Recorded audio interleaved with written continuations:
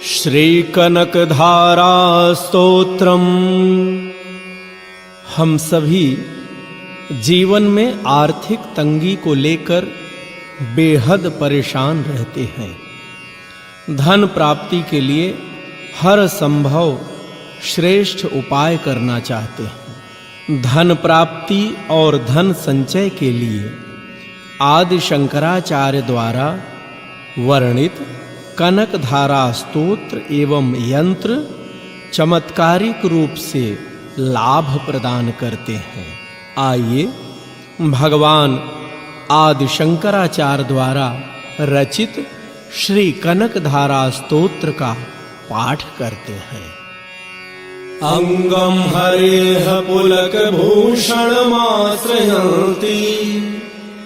भृंगांगनेव मुकुलाभरणं तमालम् अंगीकृता अखिल विभूतिर्पांगलीला मांगल्यतास्तु मम मंगल देवतायाः मुग्धा मुहुर्विदधति वदने मुरारेः प्रेमत्रपा प्रणिहितानि गतागतानि मालादृशोर्मधुकरीव महोत्पलेया सा मे श्रियं दिशतु सागर संभवायाः विश्वामरेन्द्रपदविभ्रमदानदाक्षम् आनन्दहेतुरधिकं मुरविद्विषोऽपि ईशन्निषीदतु मयि क्षणमीक्षणार्धम् इन्दीवरोदरसहोदरमिन्दिरायाः आमीलिताक्षमधिगम्य मुदा मुकुन्दम् आनन्दकन्दमनिमेषमनङ्गतन्त्रम् आकेकरस्थितिकनीनिकपक्ष्मनेत्रम् भूत्यै भवेन्मम भुजङ्गशयाङ्गनायाः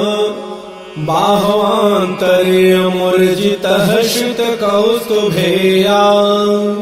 हारावलीव हरिनीलमयी विभाति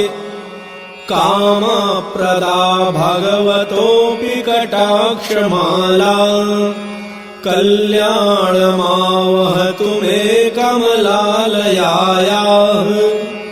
कालाम्बुदालिललितोरसिकैटभारेर्धाराधरे स्फुरति आतडिदङ्गनेव मातुः समस्तजगतां महनीयमूर्तिर्भद्राणि मे द्विषतु भार्गवनन्दनाया प्राप्तं पदं प्रथमतः खलु यत्प्रभावात् माङ्गल्यभाजिमधुमाथिनि मन्मथेन मय्यापतेत तदिह मन्थरमीक्षणार्ध मन्दालसं च मकरालय कन्यकायाः दद्याद्दयानुपवनो द्रविणाम्बुधाराम् अस्मिन् किञ्चन विहङ्गशिशौ विषण्णे दुष्कर्म धर्ममपनीय चिराय दूरम् नारायण प्रणयनीनयनाम्बुवाहः इष्टाविशिष्टमतयोऽपि यया दयार्द दृष्ट्या त्रिविष्टपपदं सुलभं लभन्ते दृष्टिः प्रहृष्टकमलोदरदीप्तिरिष्टाम् पुष्टिं कृषिष्ट मम पुष्करविष्टरायाः गीर्देवतेति गरुडध्वज सुन्दरीति शाकम्भरीति शशिशेखरवल्लभेति सृष्टिस्थितिप्रलयकेलिषु संस्थितायै तस्यै नमस्त्रिभुवनैकगुरुस्तरुण्यै श्रुत्यै नमोऽस्तु शुभकर्मफलप्रसूत्यै रत्यै नमोऽस्तु रमणीयगुणार्णवायै शक्त्यै नमोऽस्तु शतपत्रनिकेतनायै पुष्ट्यै नमोऽस्तु पुरुषोत्तमवल्लभायै नमोऽस्तु नालीकनिभाननायै नमोऽस्तु दुग्धोदधिजन्मभूत्यै नमोऽस्तु सोमामृतसोदरायै नमोऽस्तु नारायणवल्लभायै नमोऽस्तु हेमाम्बुजपीठिकायै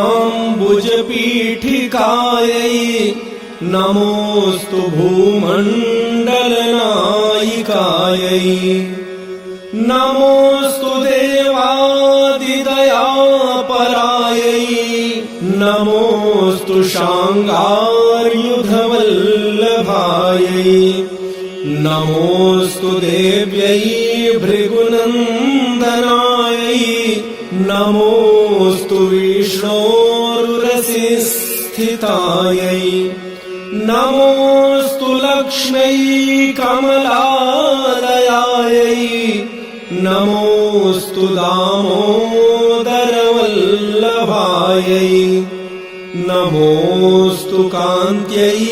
कमलेक्षणायै नमोऽस्तु भूत्यै भुवनप्रसूत्यै नमोऽस्तु देवादिभिर्चिन्तायै नमोऽस्तु नन्दात्मजवल्लभायै सम्पत्कराणि सकलेन्द्रियनन्दनानि साम्राज्यदानविभवानि सरोरुहाक्षि त्वद्वन्दनानि दुरिताहरणोद्यतानि मामेव मातर्निशम् कलयन्तु मान्ये यत्कटाक्षसमुपासना विधिसेवकस्य सकलार्थसम्पदः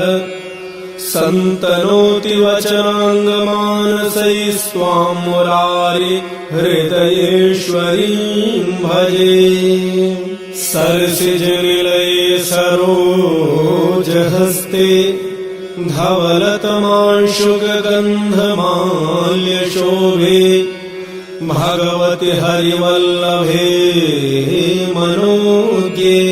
त्रिभुवनभूतिकरि प्रसीद मह्यम् दिग्धस्तिभिः कनककुम्भमुखावसृष्टस्वरवाहिनी विमलचारुजलप्लुताङ्गीम् प्रातर्नमामि जगतां जननीमशेष लोकाधिनाथ गृहिणीम् अमृताधिपुत्रीम् कमले कमलाक्षवल्लभे तं करुणापूरतरङ्गितैरपाङ्गैः अवलोकय माम किञ्चनानाम् प्रथमं पात्रं कृत्रिमं दयायाः स्तुवन्ति ये स्तुतिभिर्भूमिरन्वहम् त्रयीमयीं त्रिभुवनमातरं रमान् गुणाधिका गुरुतर भाग्यभाजिनो भवन्ति ते भुवि बुधभाविताशया सुवर्णधारा स्तोत्रम् यच्छङ्कराचार्यनिर्मितम् त्रिसन्ध्यं यः पठेन्नित्यम् स कुबेरसमो भवेत् इति श्रीमच्छङ्कराचार्यविरचितम् कनकधारास्तोत्रम् सम्पूर्णम्। माता लक्ष्मी का यह कनकधारा स्तोत्र आप सबके जीवन को सदैव धन धान्य से पूर्ण रखे। जय मां लक्ष्मी।